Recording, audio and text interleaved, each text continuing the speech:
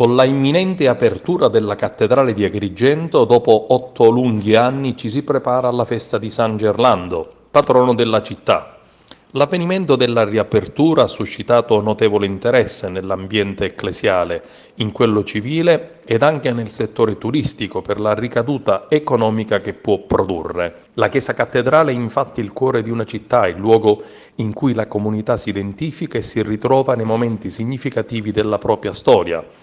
Le celebrazioni della festa di San Gerlando inizieranno domenica 17 febbraio con la traslazione del busto reliquario a Santa Maria de' Greci, raduno alle 10:30 in via Duomo, alle 11 messa a Santa Maria de' Greci. Il giorno 18 alla chiesa di San Lorenzo inaugurazione della personale di Lucia Stefanetti, Le porte del Mediterraneo, attraversare la diversità. Ed il 19 febbraio inaugurazione della mostra L'iconografia di San Gerlando di Domenica Brancato. Il 22 febbraio sarà riaperta al culto la cattedrale alle ore 17:30. Prima sarà previsto un raduno dei rappresentanti della comunità parrocchiale e delle aggregazioni laicali ed una preghiera dinanzi alla porta della Chiesa Madre ed alle 18 la Santa Messa Pontificale presieduta dal cardinale Francesco Montenegro.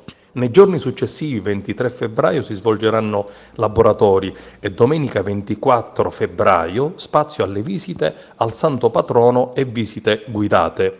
Alle 17:30 della domenica l'urna uscirà in processione seguendo il percorso storico delle vie cittadine fino al rientro in cattedrale dove si terrà la Santa Messa. Infine, giorno 25 febbraio, giorno del Santo Patrono in cattedrale, si terrà la prima messa alle ore 9, seguita dalle visite al Santo e successivamente alla cattedrale.